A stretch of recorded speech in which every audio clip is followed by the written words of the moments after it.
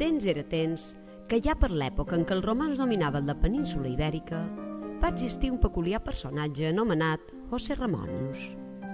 L'home era un jove alquimista que preparava pòcimes curatives que ajudaven a millorar la salut dels habitants, però tal volta per ambició, amb el temps va aconseguir ser proclamat emperador de la República.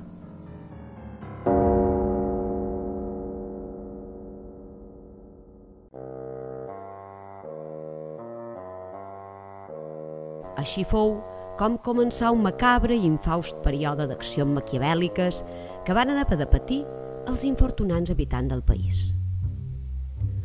Una de les primeres accions que es va plantejar el protagonista de la nostra història, com a alt dignatari de l'Estat, va ser procurar-se la companyia d'un mentor. Va ser així com el novel emperador es va encomanar al seu estimat i antic preceptor Caius Boscius. Ara bé, aquesta cordial i entranyable relació es va veure troncada prematurament, ja que José Ramonius, individu amb baixa tolerància a la frustració, no consentia que els seus col·laboradors més propers manifestaren divergències de criteri.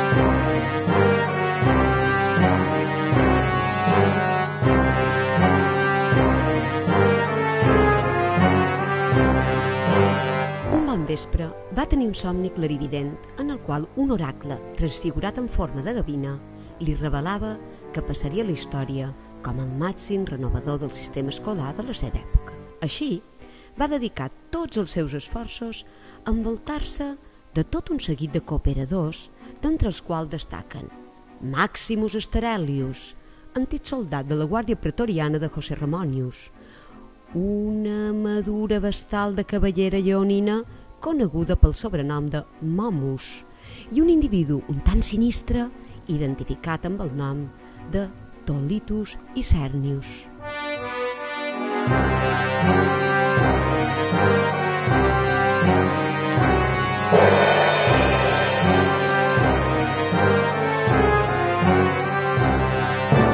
En poc temps, l'escola va patir grans retallades econòmiques i els mestres se'ls va impedir fer bé la seva feina. La pitjor decisió presa per José Ramonius i els seus acòlits va ser la implantació d'un projecte estrella conegut en el sigle estil, Tractamentus Idiota Linguisticae.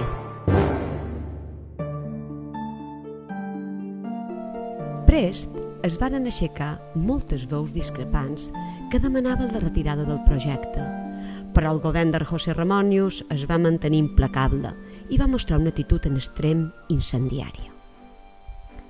Va ser aleshores quan els mestres varen decidir passar a l'acció i crear un nucli de resistència clandestina que utilitzava com a marca identificativa una estranya indumentària tenyida de color verd.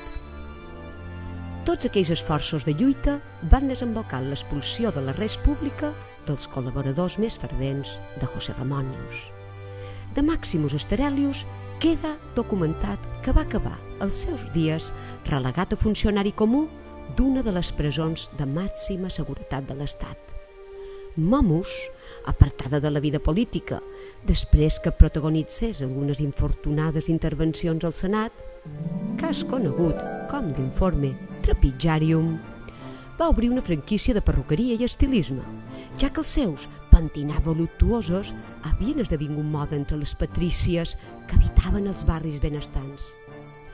Finalment, de Tolitus Icernius, res o poc se'n sap. Es discuteix la hipòtesi que romangués a l'ombra del ja impopular José Ramonius fins a la caiguda definitiva del seu imperi.